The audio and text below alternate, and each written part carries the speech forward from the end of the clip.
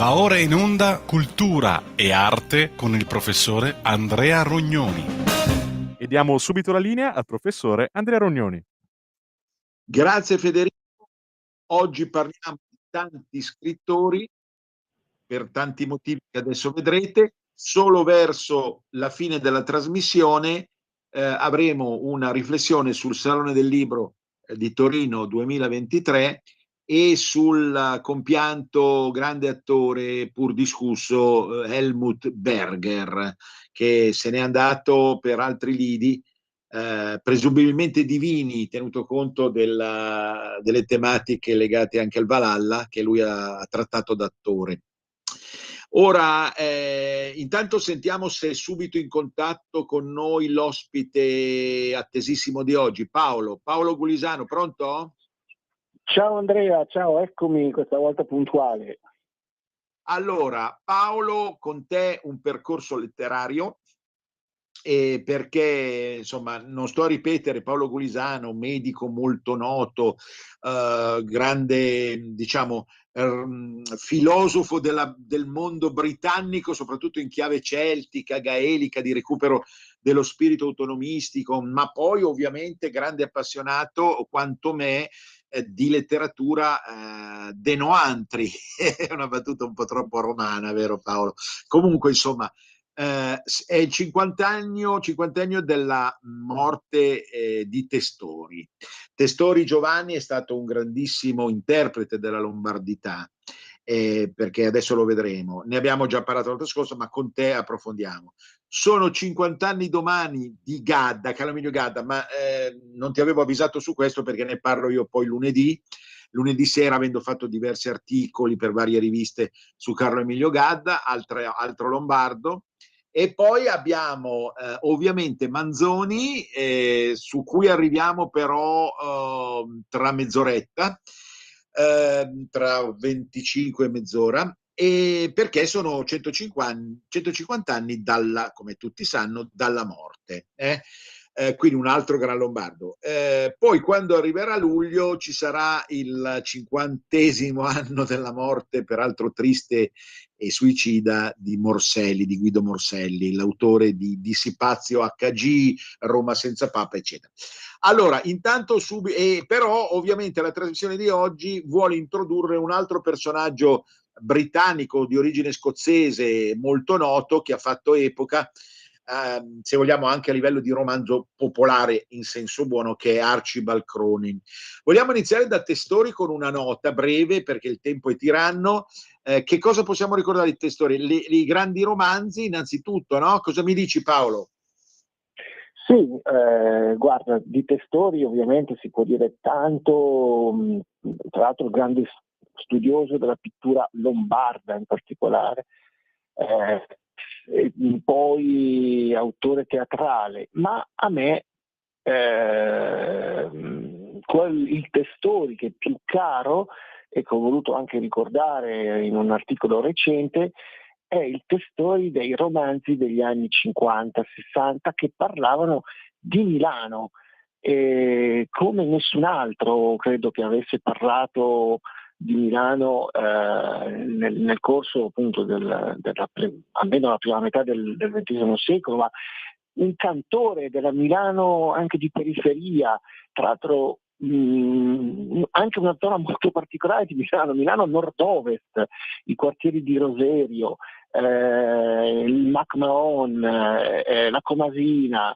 Ecco, tra l'altro appunto Testori era nativo di Novate milanese, quindi appena fuori Milano a nord-ovest, là dove comincia anche la Brianza. Tra l'altro lui peraltro appunto con origini anche brianzole, e ha raccontato la Milano delle speranze degli anni 50, della ricostruzione, anche dei palazzoni. C'è un bellissimo romanzo che si chiama Il Fabricone, il Fabricun, che è proprio era il condominio che prendeva il posto anche nello scenario delle nostre città, delle case di un tempo. Allora, è stato veramente un cantore di Milano, della milanesità.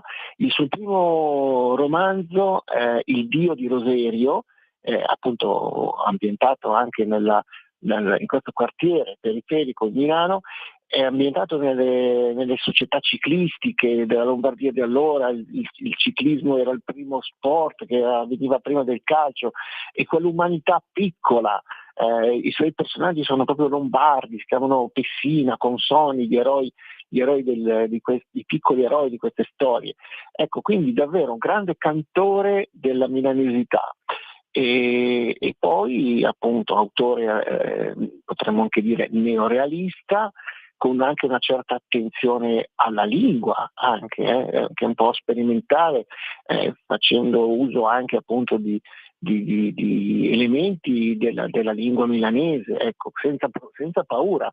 D'altra parte in quegli anni c'erano anche altre sperimentazioni linguistiche, pensiamo a Pasolini che scriveva in romanesco, e quindi Testone in qualche modo dà dignità anche a Milano, che non era ancora la Milano da bere, ma era una Milano molto umana, con questa umanità anche sofferente, che tirava, come dire, che cercava faticosamente di stare al passo gli anni del boom economico, ma per qualcuno non così il boom o un benessere cialtrone, che lasciava i segni, ecco, che trasformava anche l'umanità delle persone. Quindi grande Testori, è stato davvero un grande personaggio, un gran lombardo, e soprattutto davvero andrebbero riscoperti quei romanzi degli anni 50-60. Abbiamo, scusa, una telefonata. Pronto? Pronto? Buongiorno a tutti. Sì. Salve. Pronto? Buongiorno. Sì, prego, parli. Ti sento parlare. Pronto? No, parli pure. Pronto. Allora, sarebbe opportuno di ricordare anche Mastronardi. Detto questo, sì. Io sono per il massimo, diciamo, della letteratura lombarda, che sia Alessandro Manzoni, e poi per la letteratura straniera sono per Tagore. Tagore, che considero il massimo di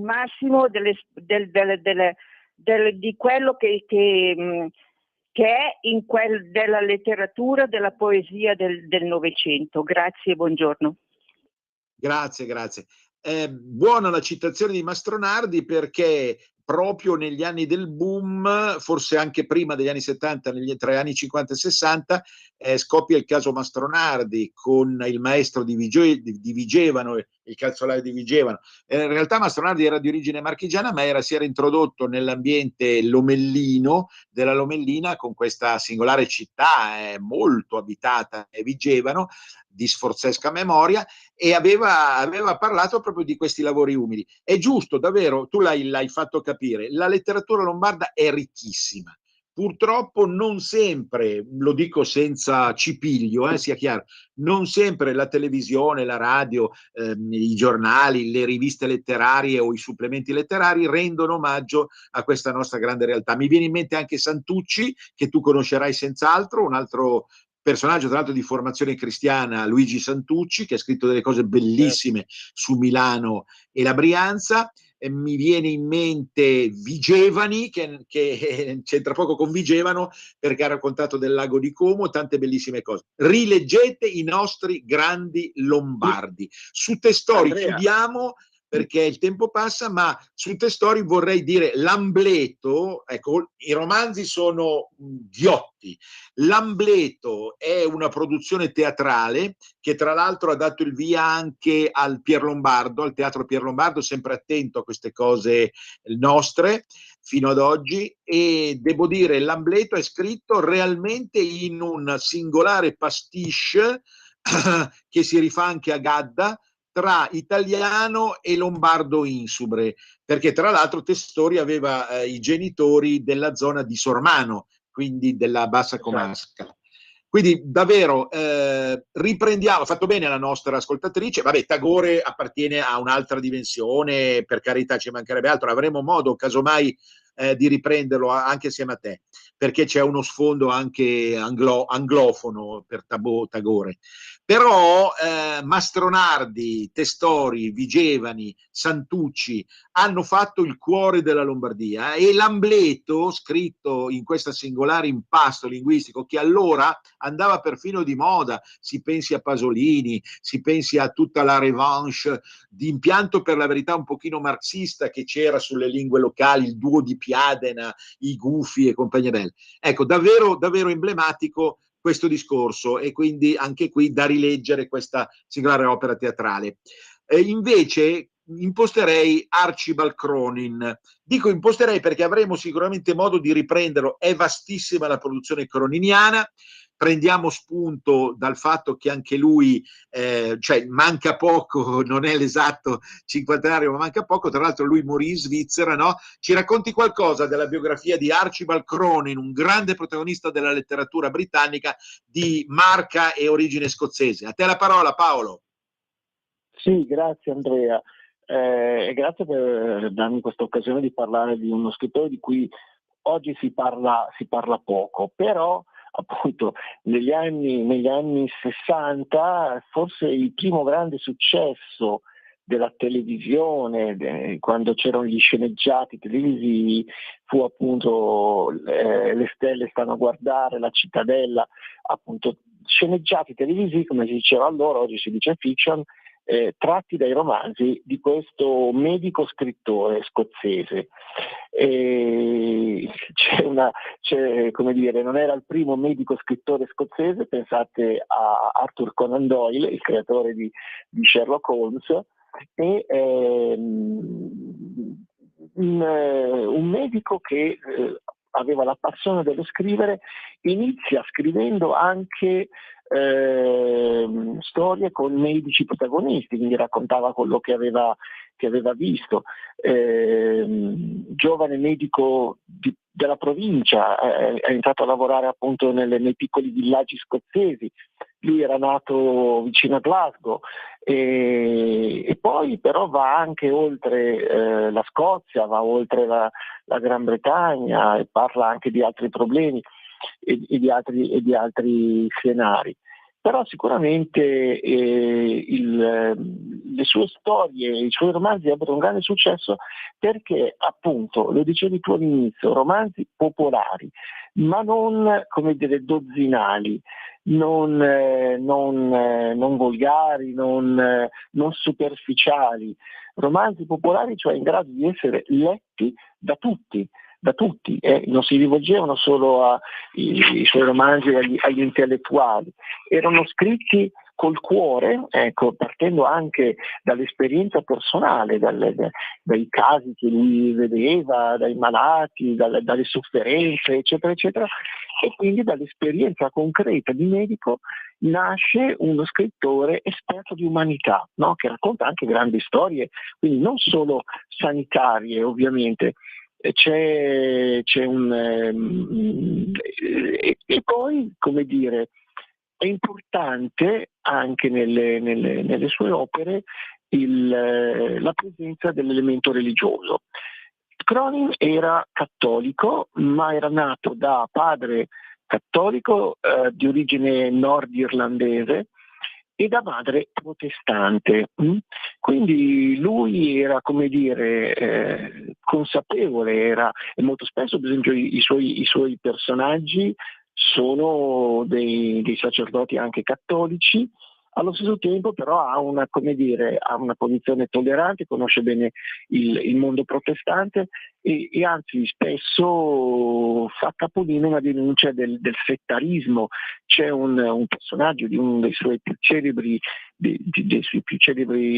romanzi, che è Padre Chisholm, che è un sacerdote che è nato da padre cattolico e madre protestante, e suo padre era stato ucciso da degli estremisti intolleranti protestanti. Quindi c'è sempre questo sguardo attento alle dimensioni umane, agli aspetti religiosi, anche al di là delle singole confessioni. Quindi queste sue origini, poi appunto lui era scozzesissimo, ma era anche consapevole di queste sue radici irlandesi, appunto il padre veniva dall'Irlanda del Nord, quindi da una parte anche da una zona martirizzata dell'Irlanda. Quindi tutto questo fa di lui veramente un vero e proprio maestro di umanità, in grado di raccontare storie commoventi, in grado di raccontare storie che toccano il cuore, scritte con una scrittura agile, appunto, popolare ma non nel senso deteriore del termine.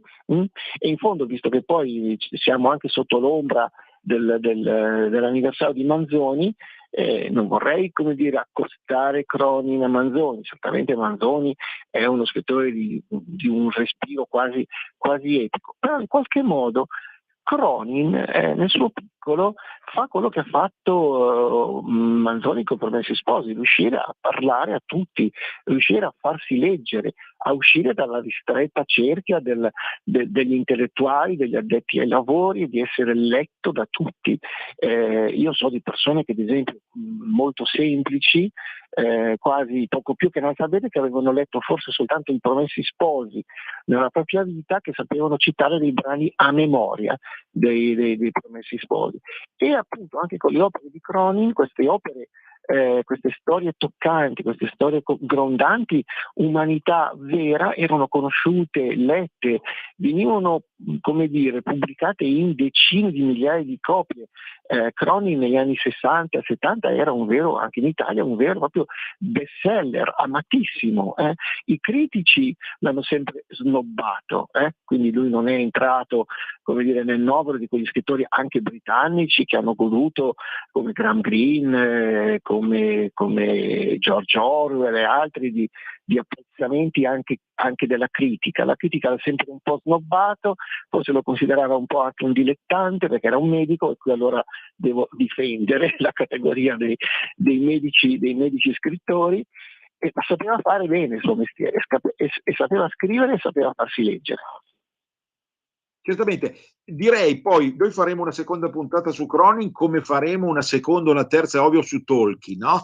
Perché è così vasta la produzione di questi autori straordinari che veramente vale la pena soffermarsi. Mi fermerei un attimo sulla Cittadella, che viene considerata da molti il suo capolavoro, anche se davvero ogni libro è un tesoro, io li ho letti anch'io quasi tutti, veramente con la capacità di andare a toccare le tematiche e anche psicologie anche diverse, sottili, problemi del lavoro, minerario soprattutto, eccetera. Ma la Cittadella mi ha colpito sia per la storia d'amore, che è bellissima, con protagonista Andrew, che diciamo finisce attratto da un mondo che non è il suo, falsone, farlocco, finisce per tradire la moglie, ma capisce amaramente, attraverso anche la morte della moglie, quanto sia importante il pactum matrimoniale, che in qualche modo non solo si ispira a una religione alla quale lui credeva in maniera molto molto profonda, ma anche fa parte proprio delle regole dell'animo umano, le regole primarie dell'animo umano, che non si possono assolutamente trasgredire. E poi la denuncia di certe, questo me lo permetterai perché lo hai fatto anche tu recentemente e giusto sacrosantemente, di certe porcate del mondo medico della Londra di allora. O sbaglio, Paolo? Certo. No, guarda, Cronin appunto aveva fatto il medico, quello che quella figura di medico che c'era anche in Italia, che purtroppo non c'è più, che è il medico condotto. E quindi il confronto è invece appunto con i medici di Londra, i medici carrieristi, i medici che pensano soltanto a far soldi. E quindi già allora, tanti anni fa, decenni fa, quando venne scritta quest'opera, Cronin faceva benissimo vedere qual è il problema della medicina, o meglio dei medici, del perché si fa il medico. Se lo fai per motivi umanitari, se lo fai per prenderti cura delle persone che soffrono, e allora quello è un modo anche quasi eroico, no? I suoi personaggi sono eroici. E poi invece appunto la professione medica può essere semplicemente un'occasione di carriera, di prestigio sociale, di fare tanti e tanti soldi. Quindi davvero senza scadere, senza scendere nel moralismo. Ecco, un'altra cosa da sottolineare di Cronin, che ha questa abilità, no? Si parla dei valori positivi, belli, la famiglia, la dedizione al prossimo, il prendersi cura, eccetera, eccetera, però lo fa senza salire in cattedra in maniera pesante e moralistica. Nella Cittadella, così come anche nelle altre opere, lui ci fa vedere il bene e il male in azione, quindi non si mette a pontificare o a teorizzare su appunto valori o difetti, eccetera, ma ce li fa vedere, ce li mostra in azione, così che il lettore vede, come immagina davanti agli occhi questi scenari, dice: ma che bello essere così, essere come questo medico, oppure invece che brutto, che orrore, che non va bene, ecco, comportarsi in un certo modo, eccetera, eccetera. Quindi senza moralisteggiare riesce a farci veramente amare, gustare ciò che è bello, ciò che è buono. E quindi anche questa è una capacità non indifferente, perché magari lui tra l'altro scrive in tempi in cui anche già negli anni 30 che comincia a scrivere, cominciavano ad esserci nei romanzi a passare messaggi trasgressivi, pensavo anche a certa letteratura americana, eccetera, e qua invece appunto è una letteratura fatta con l'anima e in cui appunto si fa vedere, si mostra ciò che è bello e ciò che è buono e lo si fa amare, lo si fa desiderare. Uno chiude un libro di Cronin e dice: ma che bello se il mondo fosse così, che bello sarebbe vivere così, in questo modo. Non è una fiaba, ecco, non è un'illusione, perché appunto Cronin ci fa vedere anche realtà crude, difficili, anche socialmente, appunto di sofferenza, di degrado, però alla fine ti dà anche un messaggio fortemente positivo, nel senso di far desiderare di seguire, di cercare il bene e il buono. Bene, assolutamente. I suoi libri sono per la maggior parte editi dalla Mondadori, Oscar in Italia, secondo me con delle buone traduzioni che hanno rispettato il tessuto fortemente chiaro e semplice della sua narrativa, laddove magari altri autori, anche britannici, hanno cercato gli arzigogoli e tendenze un pochino, a parte il caso di Joyce che conosciamo tutti, no? Assolutamente molto particolare, ma sono in tanti che anche lì in quell'isola da te tanto amata, assieme all'isola irlandese si intende, hanno un po' giocato un po' troppo con le parole. Noi siamo arrivati al break, a dopo altri 10 minuti su Alessandro Manzoni, rimani con noi, non scapparci, caro Paolo. No. A dopo. Un nuovo modo per sostenere la tua radio. Visita radiolibertà.net. Ti basta un click e potrai versare il tuo contributo volontario direttamente online. Potrai donare con ogni tipo di carta di credito, anche prepagata. Ti aspettiamo online Su radiolibertà.net. Sostieni la tua radio con il tuo contributo volontario. Radio Libertà. La tua radio. Diamo voce alla nostra gente. Un mondo oltre l'immaginazione. Un viaggio oltre ogni confine. Comincia l'avventura. Hai solo un'ora. Con Vincent. Movie Time. Ogni sabato dalle ore 16. La prossima volta che vai in vacanza, sia così gentile da farci sapere dove va. Se ti dicessi dove vado, non sarebbe una vacanza. E la linea torna subito al prof. Andrea Rognoni.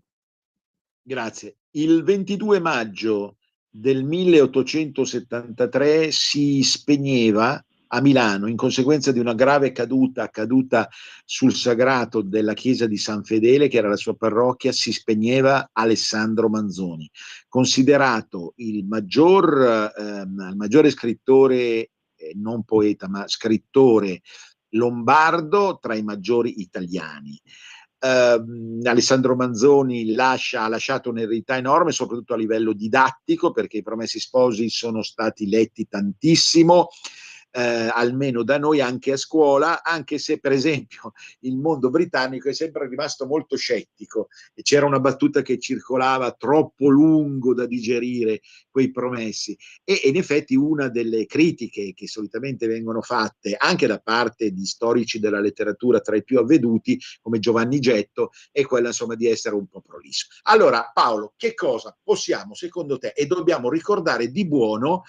Sono passati 150 anni, quindi la temperie culturale, sociale, così di sensibilità anche cristiana è cambiata. Che cosa dobbiamo ricordare di Alessandro Manzoni, Don Lisander, che tra l'altro ha avuto molto a che fare con la tua Lecco, dove tu abiti e insomma operi. A te la parola. Bene, allora guarda Andrea, io penso che questo anniversario debba cercare di indurre chi, soprattutto come te, lavora nell'ambito culturale, a offrire una lettura, un'interpretazione di Manzoni che non sia quella trita e ritrita che abbiamo sentito da tanti anni, fin da bambini, il padre della lingua italiana, sciacquare il pane in arno, così via, poi quasi anche una sorta di...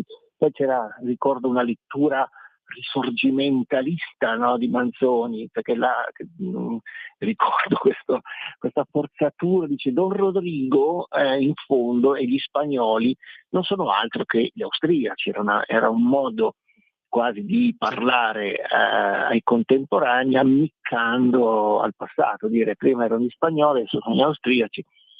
Certamente appunto Manzoni non era sicuramente molto, molto incline ad accettare l'amministrazione in cui era tra l'altro nato e cresciuto dalla Lombardia austriaca. Ma al di là di questo, letture nazionaliste che lasciano il tempo che trovano. Io credo che di Manzoni bisognerebbe oggi scoprire o riscoprire l'aspetto di un romanzo, ancora una volta, così mi collego a quello che si diceva prima di croniche, che parli al cuore dell'uomo. Anche qua Manzoni affronta in un romanzo solo, che ci avrebbe potuto scrivere anche oggi, magari scriverebbe, qualcun altro scriverebbe trilogie eccetera, ma Manzoni inserisce nei Promessi Sposi tutta una serie di caratteristiche, di fattori umani, personali. Promessi Sposi è ricchissimo di personaggi, no? Oggi si scrive con pochi personaggi, i romanzi contemporanei hanno pochi personaggi e quindi invece qui c'è una ricchezza di personaggi che magari compaiono quasi come se fosse una scena teatrale anche per pochi istanti, e quindi è veramente Manzoni anche qui, anche lui un maestro di umanità, ci fa vedere davvero diverse sfaccettature della condizione umana. Ecco, lo definirei, i Promessi Sposi, un grande affresco della condizione umana, con dentro tutti gli elementi della condizione umana, la morte, l'amore, il tradimento, la guerra, cioè davvero quasi non manca niente, no? Ma non come appunto una specie di minestrone con dentro tutta una serie di ingredienti, no? Tutto ha un senso, tutto ha un suo filo logico nella storia. Direi davvero Manzoni anche come maestro di narrazione, ecco davvero la trama dei Promessi Sposi è forse la cosa più bella perché è estremamente ricca, ci sono colpi di scena. Io quello che davvero nell'arco dell'Ottocento non abbiamo molti altri esempi di questo genere, cioè Manzoni ha veramente fatto un capolavoro a livello di trama ricca, composita, colpi di scena, appunto ricchezza di personaggi senza che questo, come dire, distragga dal tema conduttore principale. Ogni tanto davvero si aprono, come dire, dei capitoli all'interno come delle storie, tant'è che appunto la monaca di Monza è un capitolo che può diventare, che poi in effetti in qualche modo fu anche estrapolato dal Manzoni narrativamente, quindi Manzoni probabilmente aveva un immaginario ricchissimo e riuscì veramente a infilare tutto dentro questo grande romanzo, che è un grande proprio concentrato, un grande concentrato di principi, di valori, di storie, di personaggi, eccetera, eccetera. E davvero anche questo aspetto è stato importante, ha colpito da sempre l'immaginario popolare. Anche qui sono entrate nell'uso comune delle frasi, delle espressioni che sono appunto nel romanzo, sono diventate proverbiali, eccetera. Quindi Ecco, io però davvero, scusa se ti anche per i interrompo. giovani scrittori lo indicherei come maestro di trama. Assolutamente, leggete anche tutti, provate a leggere il Ferma Lucia, che è la prima versione dei Promessi Sposi prima di andare a sciacquare i panni in Arno, perché in Ferma Lucia, come ho scritto in Storia della letteratura padana, edizioni greco e greco, ecco, Ferma Lucia è proprio scritto ancora, sì, certo in italiano, ma con alcuni passaggi che sono lombardi, come impostazione sintattica, morfologica, non dialettale, ma insomma con dei dialettismi. Dopo, come sappiamo, l'hai ricordato tu, no? Causa questo risorgimentalismo un po' fanatico che divenne il morbo dell'epoca per tantissimi autori, e lui tradisce un po' proprio tutto questo. Quindi andare a rileggere è curato dal grande Dante Isella, che è stato forse il più grande lombardista di tutti i tempi come studioso filologo. Quindi i Ferma Lucia. Un'altra domanda, e l'ultima che ti faccio, è: ma il cristianesimo di Manzoni, tenuto conto che lui veniva definito cattolico liberale, è un cristianesimo che ha delle ragioni ancora oggi? Scivolava in alcuni passi verso un certo tipo di buonismo che oggi giustamente sia io che te critichiamo, oppure manteneva ancora quella forma di tradizione che è necessaria per il vero cristianesimo, Paolo? Beh, qui sul Manzoni e la fede ci sarebbe da fare appunto un'altra puntata. Voglio ricordare un piccolo aneddoto. Don Bosco, cioè San Giovanni Bosco, sconsigliava, che era un grande santo, un uomo di grandissima fede, sconsigliava la lettura dei Promessi Sposi, perché a suo dire dava una pessima immagine della Chiesa, e quindi potrebbe dire: oibò, ma come? C'è il cardinale Borromeo, c'è Fra Cristoforo, eccetera. Però, come dire, su questo ci sarebbe proprio da riflettere. Allora, il cattolicesimo di Manzoni era un po' particolare. Certamente lui era stato giansenista da giovane, per lungo tempo. Secondo me gli sono rimaste dentro un po' di tracce di giansenismo. Il giansenismo era appunto un'eresia all'interno del cattolicesimo, che portava ad una certa rigidità, che portava a pensare che qualcuno fosse comunque predestinato a essere comunque salvo. Vedeva appunto, è vero che di Manzoni si parla tanto di provvidenza, però appunto per i giansenisti la provvidenza è un Dio che aiuta, ma che tira anche delle grandi martellate, e probabilmente anche sugli uomini, no? Punisce, premia e punisce, no? Una specie di grande giudice. E tra l'altro appunto pensiamo alla peste, come descrive la peste, anche il dolore innocente, eccetera, eccetera.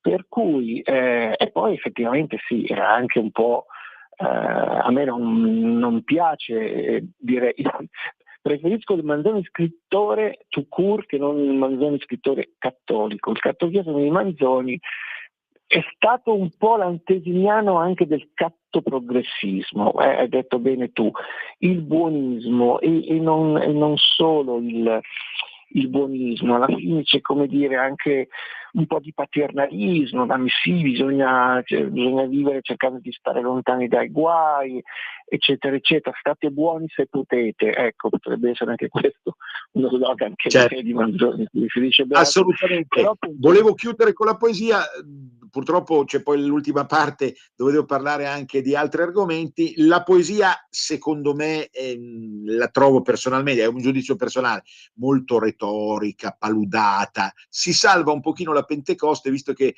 manca una settimana alla Pentecoste, rileggete la Pentecoste, dove comunque alcuni valori tradizionali proprio del cristianesimo vengono salvati. Grazie Paolo, grazie del tuo intervento di oggi, avremo modo di riprendere sicuramente Cronin e tanta altra roba. Grazie ancora Paolo, un abbraccio, ci sentiamo presto, Grazie, mi raccomando. A presto, saluti a tutti gli amici di Radio Libertà, arrivederci. Eccoci qua, allora possiamo lasciar perdere anche il promo con la pur distinta faccia di Cronin e veniamo alla classica rubrica dell'obituario. È morto Helmut Berger. Helmut Berger è stato un attore iconico. Helmut Berger è morto a 79 anni, diciamo tutto quello che si è trascinato dietro nel cinema, sotto il cinema fatto con il regista Luchino Visconti, come La caduta degli dei, ma tantissimi altri film che lo hanno visto protagonista assoluto, soprattutto per quello che viene considerata la sua dote naturale della bellezza, ma sicuramente era anche un ottimo attore. E se quando parliamo di lui e di Alain Delon non dobbiamo sempre parlare soltanto di bellezza, tra l'altro due bellezze molto diverse e opinabili, però Helmut Berger è diventato famoso oltre che per il recupero di tutto il ciclo un po' legato al Valhalla, quindi Wagner eccetera, e a un certo tipo appunto di amore per la Mitteleuropa, ecco, tra Baviera e Austria. Lui tra l'altro è morto a Salisburgo, anche per la questione dell'omosessualità. Attenzione, qui stiamo parlando ancora di quegli anni che sono gli anni del 70, 80 al massimo. Dopo questi attori come Berger hanno un po' conosciuto dei tempi più grami, proprio perché quegli anni erano anni molto particolari dove si recuperava anche un certo tipo di decadentismo, diciamo d'oltralpe. E quindi attenzione, lui si sapeva era omosessuale e poi dopo gli oggetti voglio dire, del desiderio furono tanti. Difficile fare una biografia spicciola su questi argomenti che ci interessano anche meno, però va ricordato un fatto che in tempi in cui l'omosessualità era davvero un tabù, parliamo di 50 anni fa, chi l'ha vissuti se le ricorda, lui non ostentò mai questa scelta, diciamo questo termine, questa tendenza, nel senso che per esempio non ricriminò mai una forma di discriminazione nei confronti del mondo gay, perché allora non era di moda, perché forse, come dice qualcuno, sulla Repubblica si aveva paura di parlare di tutto questo. Può darsi, era complicata la faccenda, molto complicata, però noi di questi personaggi come Berger, che comunque sono stati dei maestri dal punto di vista proprio della capacità di interpretare il cinema,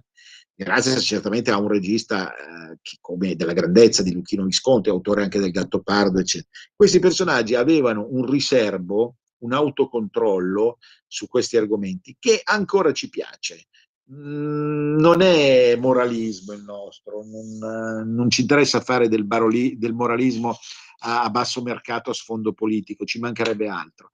Però ecco, da parte loro la grande intelligenza di capire che non c'è bisogno di sbraitare e di rendere politico in maniera diretta e forte tutto questo benedetto discorso.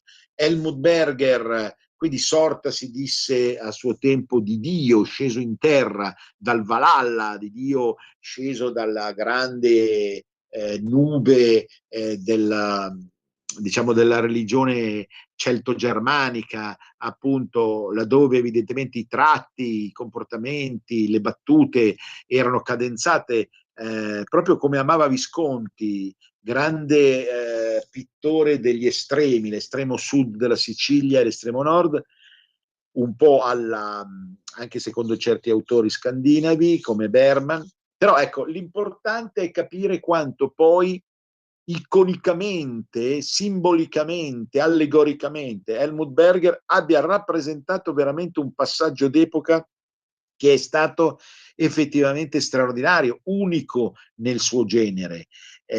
Quei benedetti o maledetti anni 70, laddove che incrociavano tematiche tradizionalmente di destra e innovativamente di sinistra, che si andavano a colludere, ma paradossalmente a convivere, no?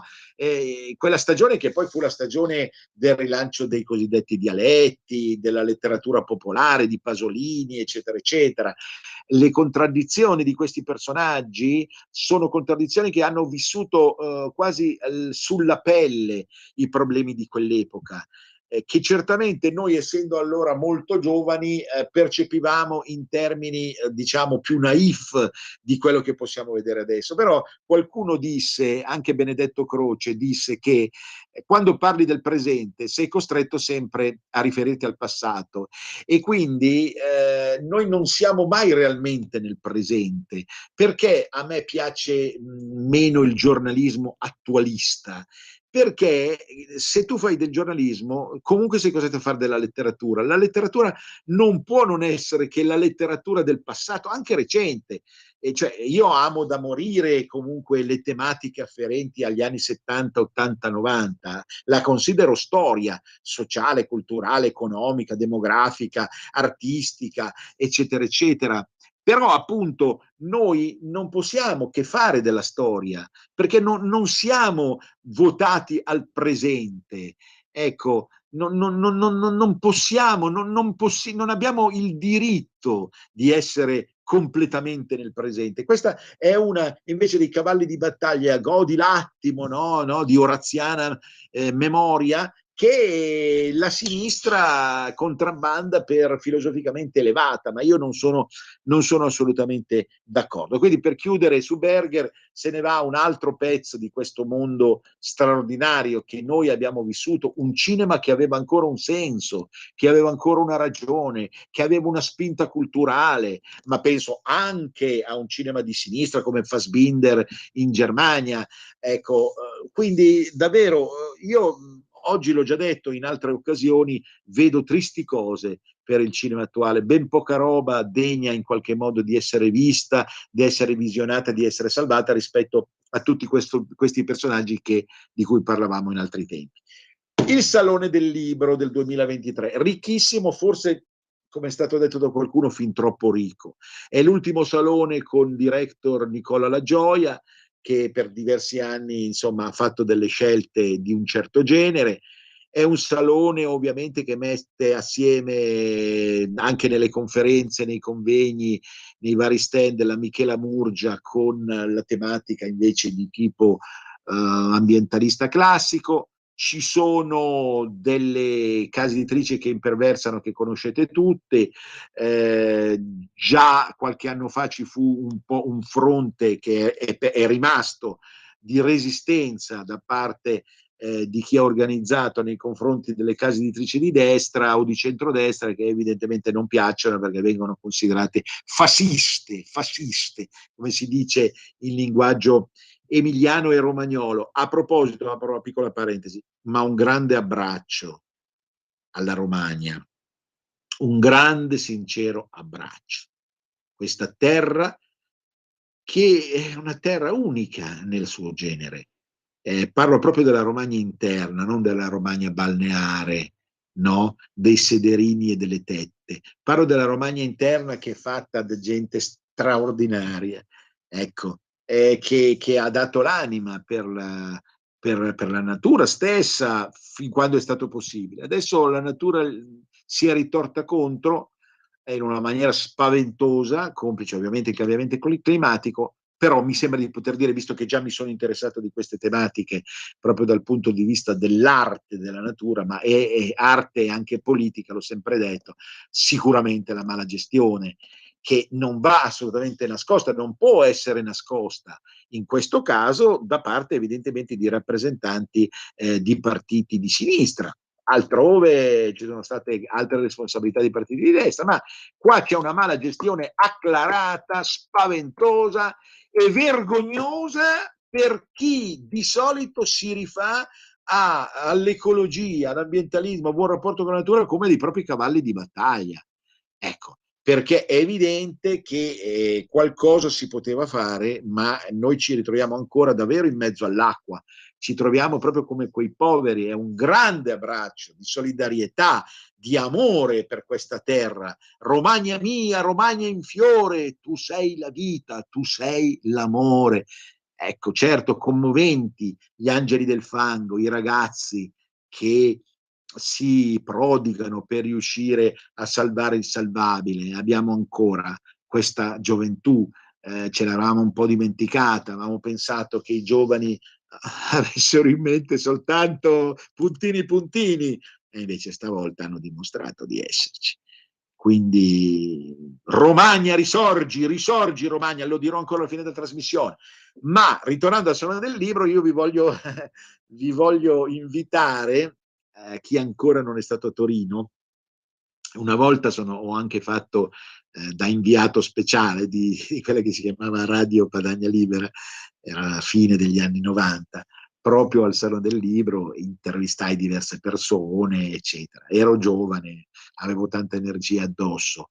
Ma io adesso vi invito, per quelli che ancora vanno domani o dopodomani a Torino, di andare a visitare lo stand dell'Ippocampo, che è una casa editrice molto particolare e molto bella, che siccome questa trasmissione è anche arte, cultura e arte, a proposito poi sabato prossimo riprendiamo molto con l'arte per i 100 anni della Triennale e la mostra e diverse altre mostre appena nate. Ma chi è la protagonista di questa, diciamo così, del design e quindi anche come ricaduta colori e arredamento dello stand dell'Ippocampo? È Laura Michalizzi, che voglio citare perché è conosciuta anche noi di Arte Nord, ecco, della nostra associazione nata più di 30 anni fa. E Laura Michalizzi è una giovane donna che ha uno studio sui Navigli, che fa delle cose bellissime e ha vinto addirittura un premio per questo stand dell'Ippocampo, che è davvero il più bello stand quindi non mancate, se ovviamente i torinesi, mi rivolgo ai torinesi se vanno direttamente a pochi passi da casa, mi rivolgo ai milanesi e genovesi o a tutti gli altri d'Italia, si intende bene, fino alla Sicilia, perché arrivano anche flotte di siciliani che vogliono vedere e capire cosa succede a Torino. Però, ecco, detto questo, che è una nota artistica, avremo modo di riparare di questa artista che fa delle cose stupende, performance, delle produzioni molto, molto, molto interessanti. Però, appunto, il Salone del Libro va cambiato. Ora ci sarà un nuovo direttore al posto di Miki La Gioia, speriamo che capisca di essere un pochino più pluralista, un po' sull'onda anche di tutto quello che sta succedendo in televisione. Qui ovviamente non commento, non è da par mio commentare cose banali come la fuoriuscita di Fazio, banali ma importanti ed epocali, come la fuoriuscita di Fabio Fazio dalla Rai. Anche se mi piace talvolta fare il critico televisivo, abbiamo bisogno di una televisione che riacquisti un tono culturale, ma un tono culturale certo sulla base del pluralismo, della comprensione di tutte le idee, di tutte le idee politiche, religiose, culturali possibili e immaginabili. Ecco, non possiamo più sguazzare nel fango come gli angeli che sono arrivati in Romagna, per motivi peraltro sacrosanti. Chiudiamo qua. Un grande abbraccio a tutti, dico assieme a Venezia risorga, risorga Venezia, e ricordandovi poi che lunedì sera ci sarà la trasmissione Cultura Popolare, non mancate perché avremo modo di riprendere anche Manzoni, ma anche Carlo Emilio Gadda per il 50° della morte, poi il calendario dei santi e quant'altro. Mi raccomando, Venezia risorga, risorga Venezia! Romagna risorgi, risorgi Romagna! A risentirci! Avete ascoltato Cultura e